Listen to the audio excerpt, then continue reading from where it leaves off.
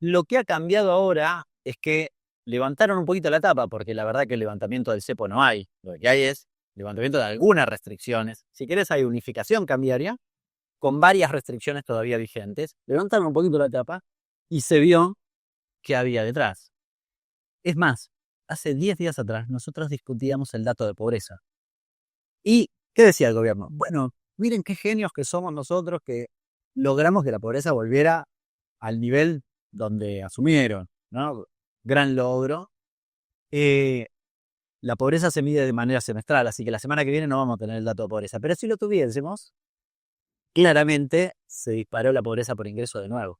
Podemos hacer un proxy con el dato de salario real. Caputo festejó el dato de enero.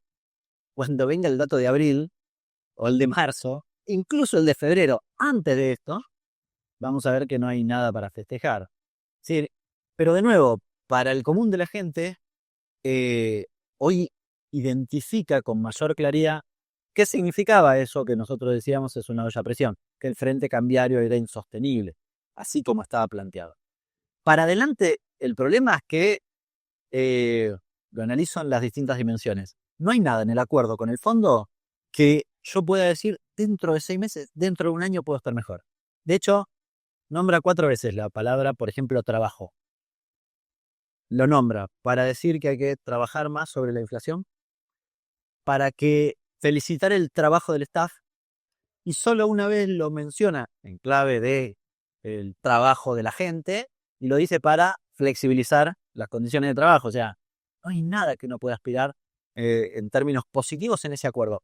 Con un agravante en materia inflacionaria, que es lo que hoy toma el centro de la escena por el efecto de evaluación, eh, los efectos en materia de precios no se acaban con esta salto vinculado al tipo de cambio o al incremento del tipo de cambio. Claramente esto genera un efecto en materia de precios, pero si el gobierno, fíjate, vuelve a una encrucijada que ya tuvo a mediados del año pasado, si se le aprecia el tipo de cambio, la gente tal vez siente que tiene o que sus pesos valen más en términos de dólares, entonces tal vez puede estar contenta. Tiene un efecto muy adverso en materia industrial y demás, pero no resuelve lo que supuestamente viene a resolver el acuerdo con el fondo, que es la cuenta corriente. Ahora, vamos al escenario inverso. Si quiero resolver la cuenta corriente, necesito un tipo de cambio más alto, con lo cual tiene efecto sobre los precios de nuevo. No está saldado este debate. Y con dos agravantes no menores, que se han hablado poco. ¿Qué va a pasar con las tarifas o con el transporte que están dolarizados en la Argentina? ¿No? Porque el gobierno venía con un plan platita. Se movían al 1 al 1,5% de principio de año, muy por debajo de la inflación. ¿Qué va para que tirara para abajo? A contramano de su tronco teórico de lo que consideran que genera inflación, porque se supone que era un fenómeno exclusivamente monetario. Sin embargo, lo que utilizaban para bajar la inflación eran anclas por el lado de los costos, tipo de cambio y tarifas. Raro. Pero, y agrego una cosa más adicional. Eh, no quiero ser pájaro de mal agüero, pero es para describir lo que sucede. El gobierno probablemente intente que los regulados, por ejemplo los servicios, por ejemplo la salud, las prepagas, por ejemplo la nafta, eh, por ejemplo el transporte, insisto, bueno, traten de tirar para abajo. Y acá en las elecciones probablemente intenten hacer eso. Ahora, el mismo acuerdo con el fondo les exige desregular todos esos precios. Probablemente lo hagan después de las elecciones. Es parte de ese acuerdo. La energía, de hecho, tiene una fecha determinada que es diciembre del 25, así que está hasta agendado. ¿Y eso qué significa para el común de la gente? Que vas a tener otro salto en la inflación. Y ahora lo tenés por esta cuestión, lo podés llegar a tener porque además la volatilidad del tipo de cambio que va a generar efectos sobre precios, que podés tener efectos en segunda ronda, porque si aumenta la electricidad, después te vuelve a aumentar vía productos, y que además después de la selección vas a tener un salto de la inflación de nuevo, con lo cual no encuentro cómo el salario le va a poder ir bien en los próximos meses. La ley de coparticipación tiene una especie de llave que tiene, que es muy controvertida, que tiene eh, para modificarla necesitas la aprobación de todas las provincias. Nadie va a votar en contra de sus intereses, con lo cual virtualmente no se puede modificar. Vos decís, uy, qué mal. Bueno, depende. Porque lo que yo escucho todo el tiempo en clave federal, o supuestamente para defender el federalismo, es una provincia como Santa Fe que dice, yo quiero la mía. Eso no es federalismo. Eso es exactamente lo contrario. No entiendo por qué sostienen ese argumento en base al federalismo, porque es exactamente lo contrario. La coparticipación es justamente la posibilidad de redistribuir de manera distinta para que los desarrollos sean más equitativos. Bien, me parece razonable pensar tal vez algunos otros coeficientes que se ajusten mejor a la actualidad en el sentido del desarrollo de cada una de las provincias. Pero la discusión, y como la plantea el fondo, y como la plantea el gobierno, y como la plantean algunos gobernadores, va a contramano de eso. Sí, cuando Santa Fe dice, yo quiero la mía, y además es muy discutible, porque, o la Ciudad de Buenos Aires, dice, no, bueno, pero ¿dónde están las sedes principales de las empresas que producen en todo el país? En Buenos Aires, la ciudad.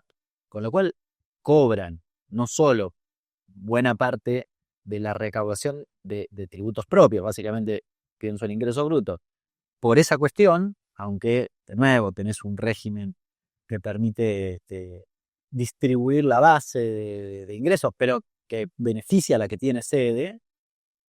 Pero además, de nuevo, que Ciudad de Buenos Aires se lleve más que el resto, más que lo que se lleva hoy, que claramente, dada la riqueza que tiene, es razonable que reciba menos. Es decir, abrir esa discusión para que una ciudad como la Ciudad de Buenos Aires se lleve más en detrimento de otras provincias, a mí me parece un sinsentido en materia de desarrollo. Es básico esto, y cuando el legislador pensó la ley de coparticipación, lo pensó con con esta lógica. Que nosotros discutamos si los coeficientes son un poco mejor o peor para el desarrollo de las provincias, me parece razonable. Pero insisto, el problema es que yo tengo la sensación que están todos escondidos detrás. A ver, ¿cómo hacen para abrir esa discusión? Para quedarse con un cacho más en detrimento de las provincias que hoy tienen un recurso más de coparticipación porque les permite algún grado de compensación en su desarrollo. La Ciudad de Buenos Aires tiene prácticamente el 100% de agua potable y cloacas. Ninguna provincia puede decir lo mismo. ¿Cómo haces para que se desarrollen de manera equitativa? Bueno, por eso no se puede discutir con el criterio de hacer más rico a los ricos, que es la lógica de Milei, más para los más ricos. Esa es la discusión que pretenden instalar respecto de la coparticipación asociado con el fondo o al revés, el fondo con el gobierno secundándolo, porque el que conduce es el fondo. Me parece que el desafío que viene tiene varios aspectos. En el aspecto cambiario era esta disyuntiva de apreciación y no cerrar la cuenta corriente, o al revés, un tipo de cambio más alto y cerrar la cuenta corriente. Me parece que en eso se resume digamos, el eje central de esta unificación cambiaria con restricciones importantes. El gobierno se garantizó que mantener, diría, las dos principales restricciones, que son que las empresas no accedan al dólar oficial para algo que no sea importación y lo mismo en el caso de los dividendos. Lo han pateado para adelante.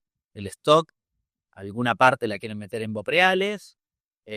Ahora, si vos me corres un cachito y en algún momento lo quieren desarmar eso, lo que vas a hacer tener es un nuevo salto del tipo de cambio, con los efectos que ya mencionaba.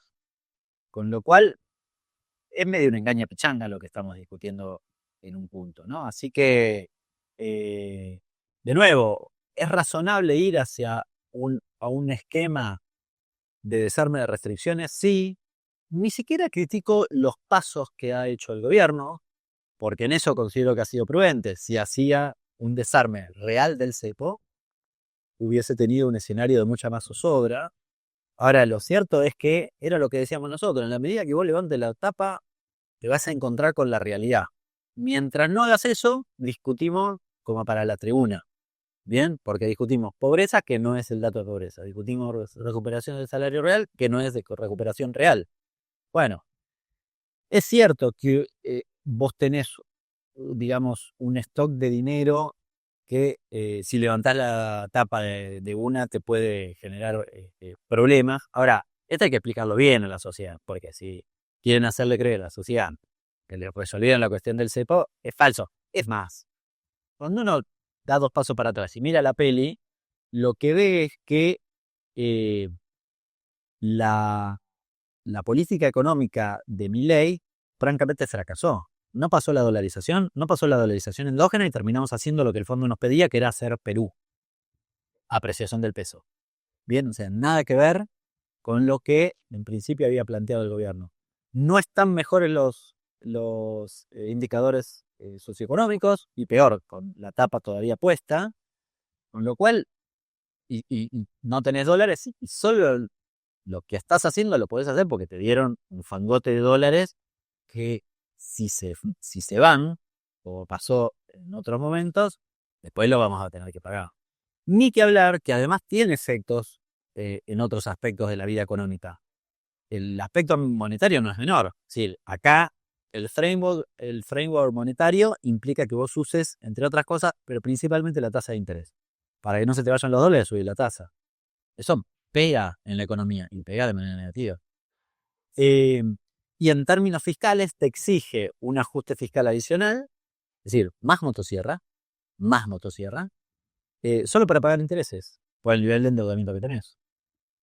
No sé cómo a la gente le va a ir bien, de nuevo, insisto. Lo más llamativo para mi forma de ver es que Milei copia todo lo de Trump, todo lo que hace Trump lo copia al pie de la letra, salvo lo que nos haría bien. En eso es infalible, no se equivoca nunca. El mundo va hacia, y Trump en particular, va a un escenario de protección de su propia industria, de promoción de su propia industria, de protección de sus pequeños productores. Acá hacemos lo contrario. Volamos por el aire el INIM, abrimos las importaciones de manera indiscriminada y la industria le pegan la línea de flotación. Los datos que salieron esta última semana del ICA, del intercambio comercial argentino, dan cuenta de un incremento de los bienes de consumo final, es decir, los que van en la góndola importados, del orden del 80% interanual. Es decir, es una bomba neutrónica en la producción industrial de nuestro país. Trump jamás haría eso. Entonces, llama la atención porque vas a un escenario de dificultades a nivel global, donde la Argentina da la impresión que va a contramano. Se quiere salir del Mercosur, ya se salió de los BRICS, cuando, no sé, Japón se junta o China se junta con Japón, que no se hablaban y ahora son nuevos mejores amigos. Vamos a contramano de lo que hace el mundo y de lo que deberías hacer en un escenario de incertidumbre como el actual. Argentina debería estar juntándose con Brasil, por ejemplo, para ver de qué manera afrontar esta etapa. Y en un mundo donde hasta podríamos llegar a vernos beneficiados con alguna cosa. No sé, si baja la tasa, de repente nos conviene en algún aspecto. No, yo creo que nos va a pegar mal la baja de los commodities y tal vez la baja del petróleo. Hay que ver si sostienen los niveles que está actualmente, pero esas dos cosas nos pueden pegar mal. Insisto, y la Argentina no hace nada. Va a Estados Unidos a ver si saca una foto, nada.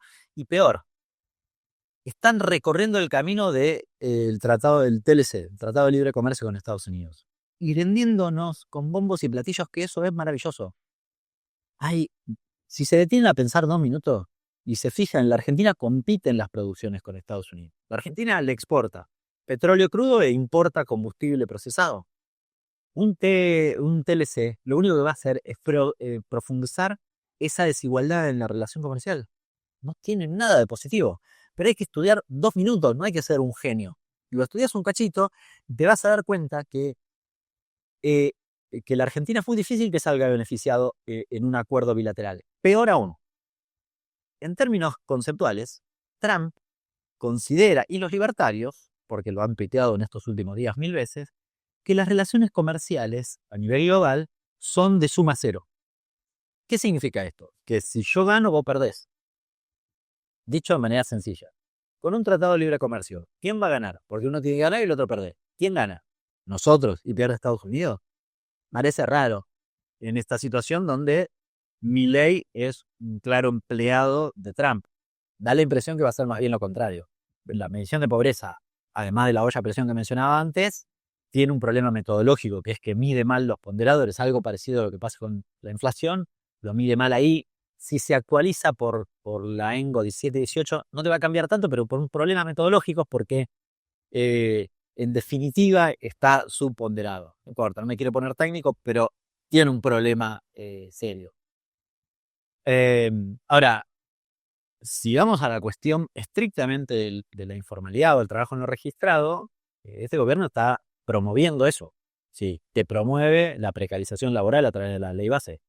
Bien, es decir, con los 5 empleados que podés tener, 5 o 3, como monotributistas, ¿no? Es decir, abre la puerta a que vos precarices el trabajo. Y es un poco lo que se ve en materia de mundo laboral. En realidad, en mundo laboral vos ves caída del puesto de trabajo, caída del salario y precarización laboral. Las 3 cuestiones. Bueno, la precarización laboral te pega sobre la informalidad. Ahora, y además el argumento es muy básico y también sin sustento, que es, a mí me va a ir, yo voy a bajar la informalidad si bajo las contribuciones patronales, los costos de contratación. Se ve que nunca tuvieron una empresa, ni una actividad, ni un boliche, porque en realidad, si yo no me entra nadie a comer una milanesa en un restaurante, no importa cuánto cuesta el costo de contratación, cuánto cuesta contratar a una persona. No voy a contratar a nadie porque no tengo laburo. Digo, hay una cosa mucho más potente, que es cómo se mueve la actividad económica. Y en materia de informalidad, tenés que ver algunos sectores, porque la tenés concentrada en determinados lugares. Por ejemplo, todavía hay mucha precarización o trabajo no registrado en el trabajo doméstico. Hoy está cayendo la cantidad de trabajadores domésticos, trabajadoras domésticas y domésticos registrados.